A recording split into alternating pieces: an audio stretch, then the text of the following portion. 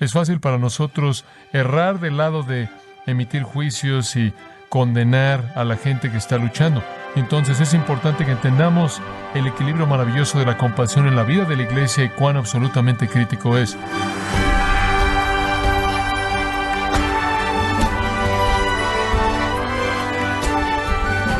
Sea usted bienvenido a esta edición de Gracia a Vosotros con el pastor John MacArthur.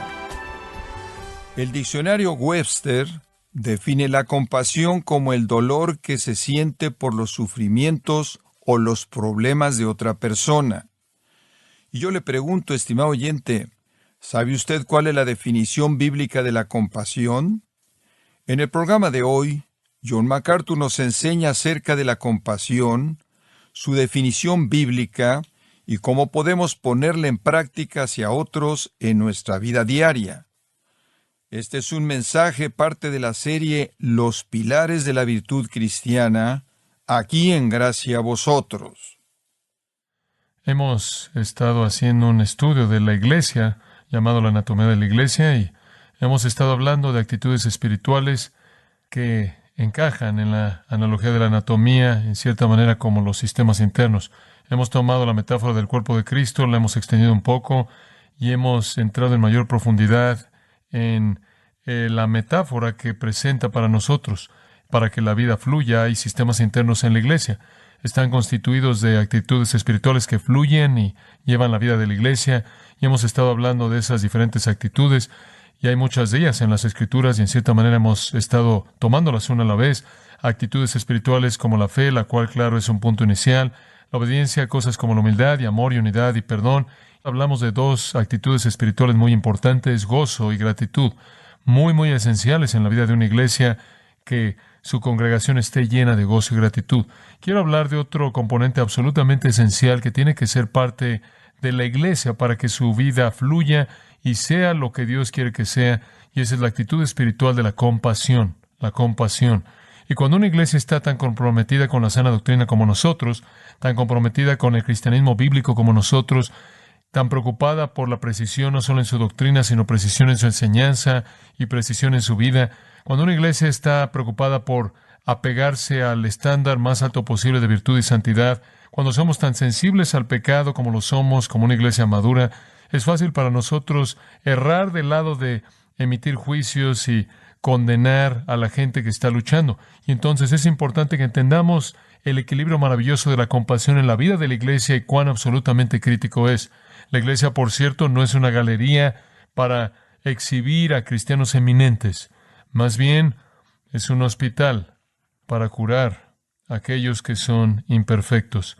Entendemos eso. La iglesia está llena de personas que fallan, está llena de pecadores. Como Carlos Morrison escribió en una ocasión, la iglesia cristiana es una sociedad de pecadores. Es la única sociedad en el mundo en donde la membresía está disponible solo para aquellos que no están calificados. No estamos calificados para nombrar el nombre de Jesucristo, no estamos calificados para ser parte de su iglesia, y eso nos califica para estar en ella. El reconocimiento de eso y la dependencia de Él, para que Él haga por nosotros lo que no podemos hacer por nosotros mismos. Pero la iglesia tiene problemas. Me acuerdo de un joven que estaba hablando conmigo un día, estaba listo para irse de aquí y dijo, voy a pastorear una iglesia, quiero entrar en un ministerio de iglesia local, quiero pastorear una iglesia, pero no me estoy apurando porque quiero encontrar una iglesia que no tenga problemas. Hombre, le dije, mira, si encuentras una, no vayas ahí o van a tenerlos. No existe una iglesia sin problemas, a menos de que sea una iglesia sin gente. La gente tiene problemas y la iglesia tiene problemas. Luchamos con problemas todo el tiempo aquí. Ciertamente no afirmamos ser perfectos en ningún nivel. Es la dirección de nuestras vidas por lo que el Señor se preocupa. Obviamente no la perfección. Tenemos que esperar hasta nuestra resurrección para eso, hasta que nos vayamos a casa con el Señor. Hasta ese entonces tenemos problemas. Y la iglesia tiene personas con problemas. Y con toda honestidad pasamos mucho tiempo tratando con personas con problemas. Pueden quitar la energía de un pastor, pueden quitar la energía de un personal, continuar tratando de ayudar a estas personas con problemas. Ahora, si fuera a dividir esas personas en 5 categorías, serían estas categorías. Número 1 son los desviados. Los desviados son las personas que usted, en cierta manera, siempre está tratando de quitarlos de las orillas. Siempre corran hasta la orilla, quieren subirse por la reja, quieren estar afuera de los límites, quieren cruzar la línea, violar la ley. Nunca están en línea a donde usted va, siempre están en el borde, nunca están con el programa, nunca realmente están involucrados continuamente cumpliendo con su deber, nunca son fieles en el servicio, en la ofrenda, tienen algunas veces a ser flojos, apáticos, pueden ser desordenados, pueden ser apáticos, indiferentes y algunas veces incluso pueden ser contenciosos. La segunda categoría de personas llamaría a los preocupados. Estas son las personas que no toman riesgos, que básicamente operan debido al temor. Temor porque alguien no los va a amar, temor porque podrían fracasar, temor porque los problemas podrían surgir, que los van a abrumar. Si el grupo 1 prueba los límites de todo este grupo, se queda en medio. Nunca se acercan a la orilla. Son motivados por el temor, son motivados por una falta de valentía. Pueden pensar en 10 razones por las que algo nunca podría tener éxito. No tienen sentido de aventura, odian el cambio, temen lo desconocido, se preocupan por las consecuencias de todo. Todos los problemas de la vida realmente son más de lo que pueden soportar. Y entonces generalmente viven asustados y ocasionalmente deprimidos. Después, en tercer lugar, están los débiles. No solo los débiles, sino los que son espiritualmente débiles. No solo los preocupados, sino los débiles. Estas son personas que espiritualmente simplemente son débiles. Han cedido a la tentación, han caído en pecado, tratan de levantarse, quitarse el polvo, entrar de nuevo al flujo, pero parecen ser tan vulnerables debido a hábitos largos, debido a influencias malas, debido a su propia debilidad espiritual. Simplemente son débiles y susceptibles a la tentación y a patrones pecaminosos. Y en cuarto lugar, están lo que llamaría los que son cansados. Simplemente lo frustran a usted. Son las personas que nunca lo entienden, nunca nos alcanzan, no se pueden concentrar, arrastran sus pies, no entienden el punto o se olvidan del punto o ignoran el punto. Nunca parecen acelerar, alcanzar al grupo y mover al paso que el resto de la gente se está moviendo. Lo exasperan a usted porque nunca parecen cambiar. Y usted trata esto y trata aquello y trata esto y nunca parecen cambiar. En cierta manera son las personas de quien con frecuencia he hablado y decimos, bueno, ¿por qué no haces eso? Lo hice, no funcionó. Bueno, ¿por qué no tratas de hacer esto? Toma un poco de tiempo y lee 5 salmos cada, trate eso, no funciona. Esas son las personas cansadas. Y después finalmente están los que realmente son impíos. Estas son personas que simplemente cometen maldad en la iglesia, dañan a otros cristianos mediante la calumnia o el chisme, rompen relaciones, fracturan la unidad del espíritu, violan el vínculo de la paz, no son amorosos, dividen matrimonios, se divorcian de sus cónyuges, no son amables con sus hijos, o son hijos que son desobedientes a los padres, contaminan a sus hijas e hijos, simplemente pecan. Y como iglesia tratamos con todas estas personas. Digo, el estándar de entrar es que usted tiene que ser un pecador para entrar.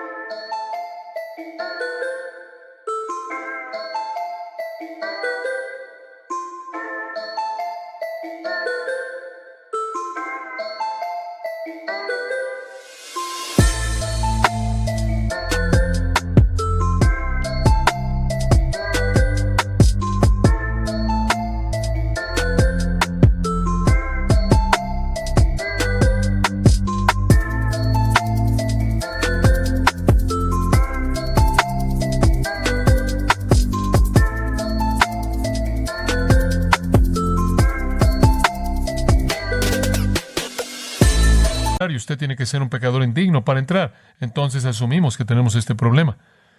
Los rebeldes, los preocupados, los débiles, los que cansan y los impíos. Y no nos sorprende que hacer que un rebaño saludable crezca es algo desafiante, ¿no es cierto? Todas estas personas necesitan ayuda. Y con todo lo que está siendo escrito en la actualidad de la iglesia y el crecimiento de la iglesia y todo lo sofisticado y la homogeneidad de principios, la demografía cultural y las estrategias sutiles, todos los métodos de entretenimiento y toda la promoción y técnica de mercadotecnia para edificar a la iglesia, poco o nada jamás se dice de la salud espiritual del rebaño, cómo hace que la gente crezca en la semejanza a Cristo, y ese es el desafío grande. Conseguir una multitud no es tan difícil como edificar un discípulo semejante a Cristo. Esa es una situación muy difícil porque usted tiene a personas en todas estas categorías, en diferentes puntos de su vida personal, y está tratando de moverlos para llegar a la meta singular de la semejanza a Jesucristo. Y cuando la iglesia es cambiada en el interior, realmente se vuelve una fuerza para el evangelismo y la justicia en el mundo. El apóstol Pablo, usted debe saberlo conforme lea a lo largo del Nuevo Testamento, invirtió toda su energía y sus oraciones para hacer que creciera un rebaño espiritualmente saludable. Y esa es la verdadera tarea de la iglesia. No es solo mi trabajo, también es su trabajo. De hecho, ve a Colosenses, si es tan amable por un momento, y hay una actitud que lo permea todo, que vamos a explicar el día de hoy, que es esencial para que esto funcione, y se encuentra en Colosenses capítulo 3, versículo 12.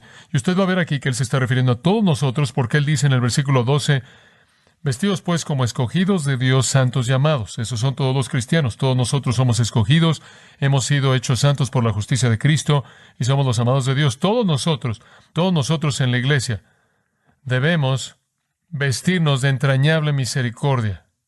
Debemos tratarnos el uno al otro de manera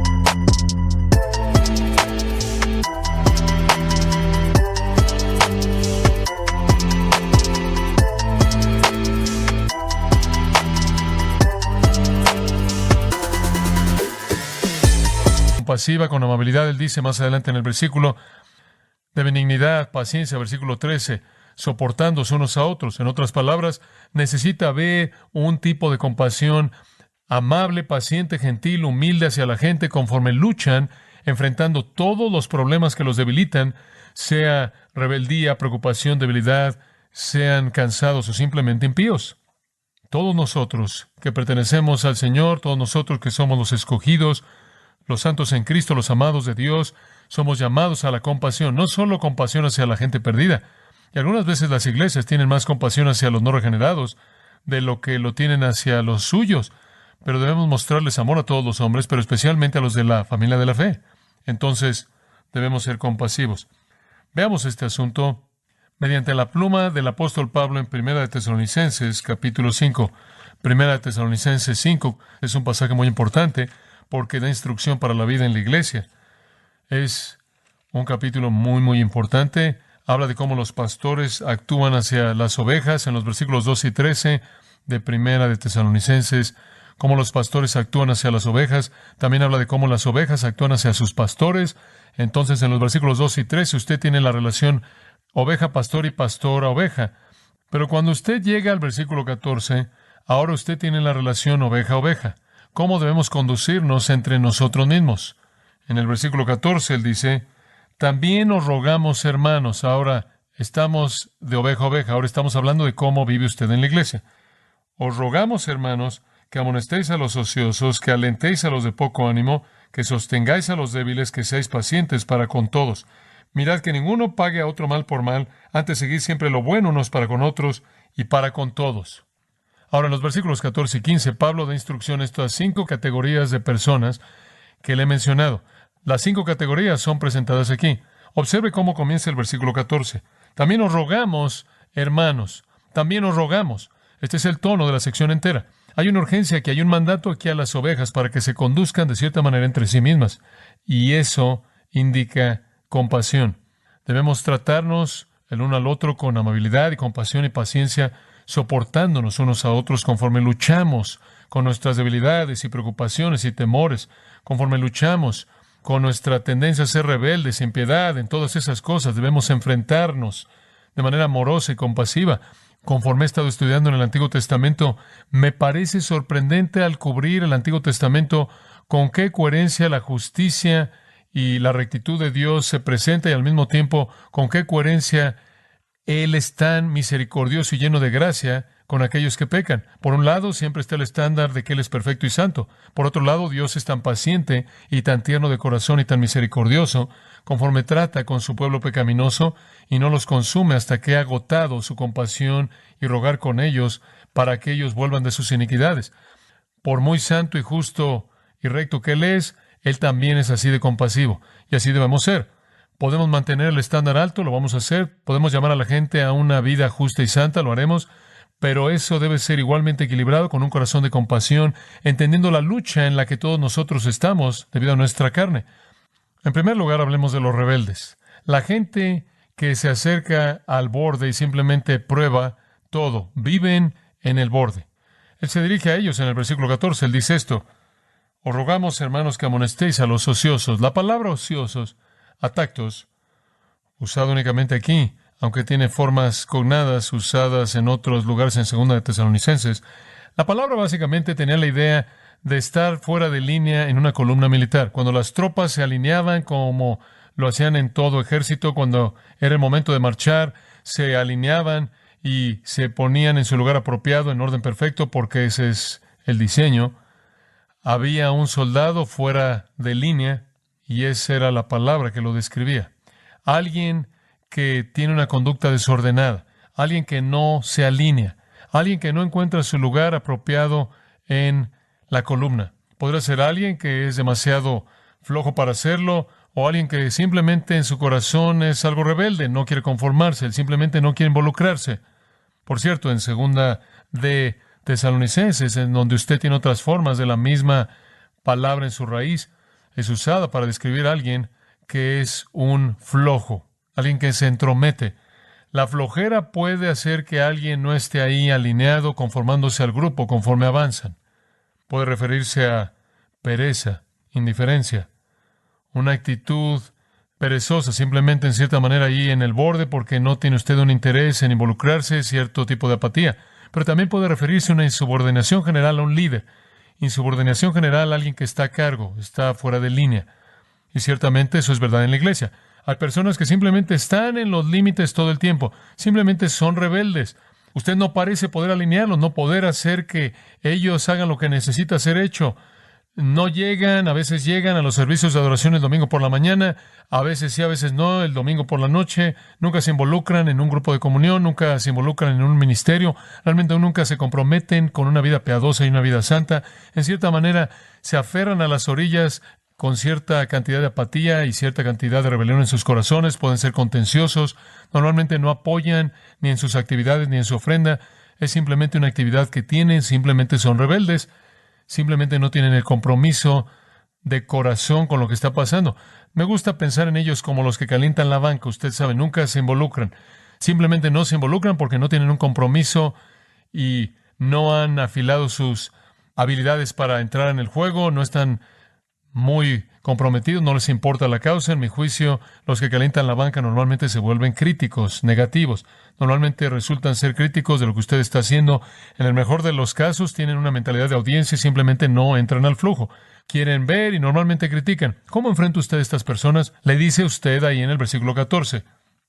Amonestéis. ¿Qué significa amonestéis? En cierta manera ha sido transliterada en español con la palabra nutético, cuando usted habla de consejería nutética. Es una palabra maravillosa, significa aconsejar a la luz de consecuencias futuras. Significa advertir a la luz de lo que viene. En ese sentido es una instrucción. A.T. Robertson tiene una manera maravillosa de expresarlo. Él dice que significa darle un sentido a algo. Darle a alguien algo de sentido de lo que están haciendo y a dónde va. Demanda cierta cercanía y cierta intimidad, acercarse lo suficiente a alguien para darle algo de sentido a su cabeza acerca de su conducta. Es un reconocimiento de que la conducta de alguien necesita ser alterada. No por castigo, sino al influenciarlos. Es una palabra positiva y lo que usted debe hacer es que usted debe influenciar su mente. Usted debe enseñarles que el camino por el que van es un camino a la disciplina o al castigo y ciertamente es un camino que los aleja de la bendición. No tiene elemento de ser un juez, no tiene un elemento de actuar como un fariseo, no tiene un elemento de un sentido de superioridad, de condenación, pero tiene la idea de venir al lado de la persona para advertirles, colocando eso en una especie de paradigma que usted podría entender. Pablo usa la imagen del Padre en 1 Corintios 4, en donde él usa la misma palabra.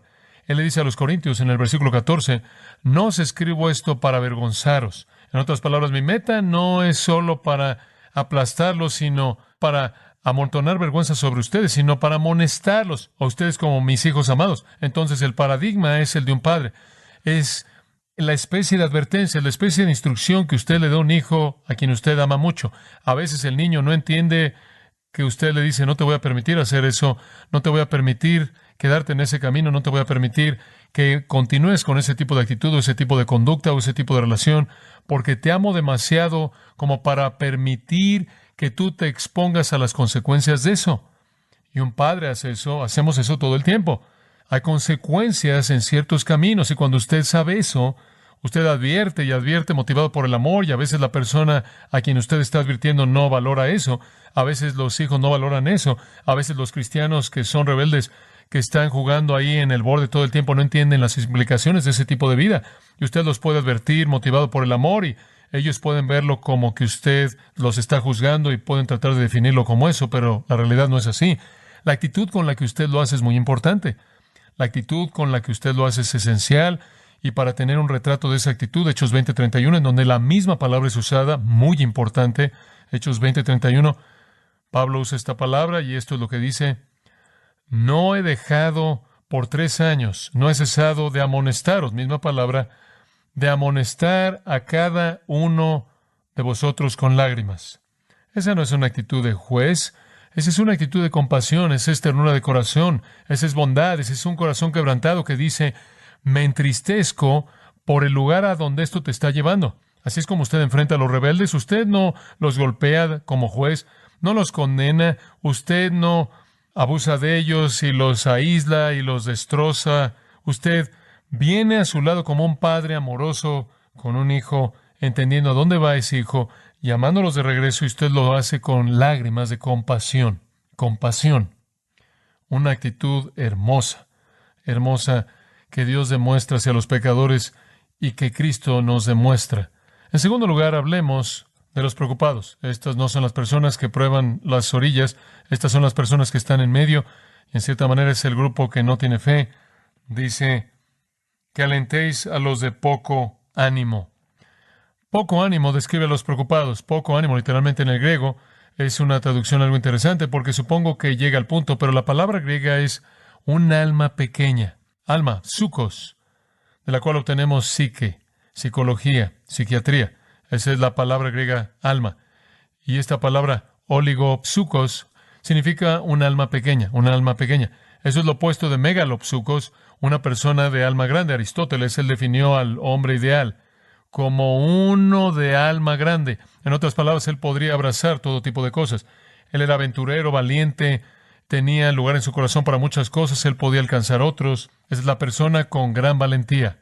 De nuevo, dispuesta a arriesgar por la causa noble, que tiene un sentido de aventura, que está dispuesto a jugarse la vida y que está dispuesto a confrontar desafíos, que no tiene temor frente a la dificultad, que no tiene temor de la persecución, que tiene una gran visión, que puede mover a la gente a una gran causa y motivar sus corazones para esa causa. Esa es la persona de alma grande. Pero en la iglesia hay personas de alma pequeña que odian el cambio, temen lo desconocido, se preocupan por todo.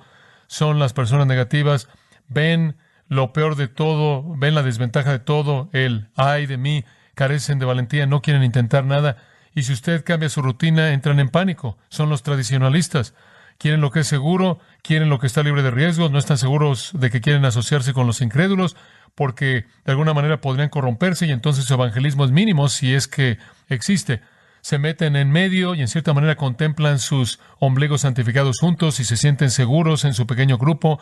Se desaniman fácilmente, son derrotados fácilmente, carecen de la fortaleza para salir, carecen de la fortaleza para guiar, incluso carecen de la fortaleza para seguir a los líderes. En cierta manera viven la ley de Murphy. Lo que puede salir mal va a salir mal. Todas las crisis de la vida son más de lo que pueden soportar y pueden encontrar una razón por la que nada debería cambiar jamás. Estas son personas difíciles con que tratar. Y cuando todo el mundo está listo para avanzar, están listos para detenerlos. Carecen de visión, temen el fracaso, carecen de la valentía para dar testimonio.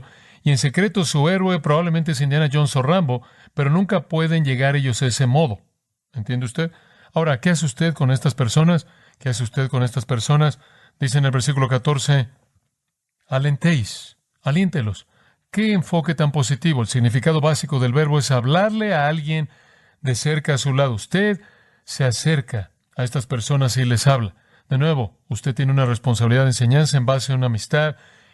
Fomenta una relación con ellos, una amistad.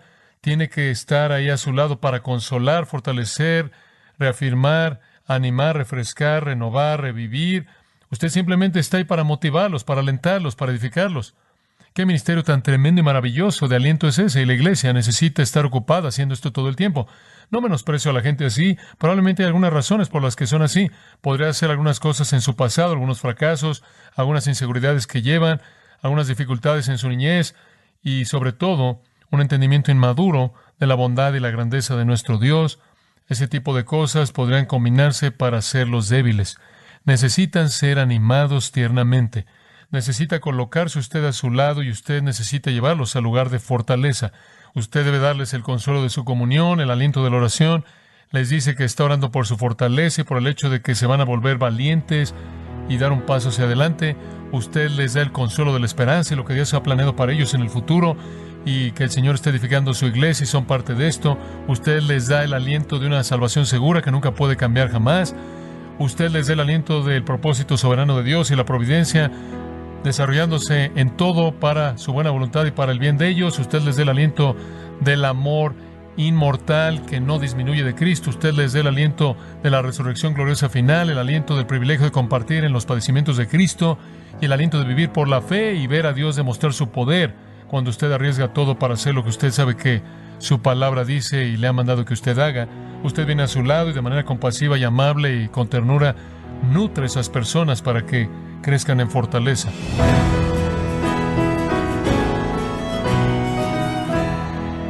John MacArthur nos recordó que la iglesia no está compuesta de cristianos perfectos, sino de pecadores que acarrean fracasos en su vida pasada. Por eso debemos ser compasivos y mostrar el amor de Cristo. Estamos en la serie Los Pilares de la Virtud Cristiana, aquí en Gracia a Vosotros. Estimado oyente, permítame compartirle esta carta que nos envió André de Lima, Perú, quien dice lo siguiente. Le saluda André de Lima, Perú. Agradezco mucho al ministerio de John MacArthur y la enseñanza bíblica, la sana doctrina que tanto hace falta en estos días.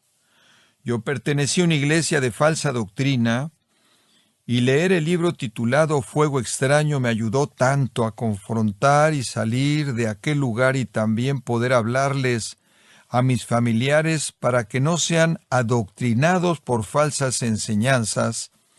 Diariamente escucho los sermones del pastor John MacArthur por la aplicación en Gracia a Vosotros, y es de gran edificación poder escuchar cada una de sus enseñanzas. Dios siga bendiciendo su ministerio. Realmente muchas gracias, John MacArthur, por su fiel enseñanza de la palabra de Dios. Gracias de nuestra parte a usted, querido hermano André de Lima, Perú, por tener atención y en escuchar. Gracias a vosotros por haber bajado la aplicación, que otros pueden hacerlo también, y de esa manera bendecirse escuchando realmente la explicación detallada de todo lo que la palabra de Dios dice a nuestras vidas a través de la enseñanza de John MacArthur. Gracias y que Dios le bendiga.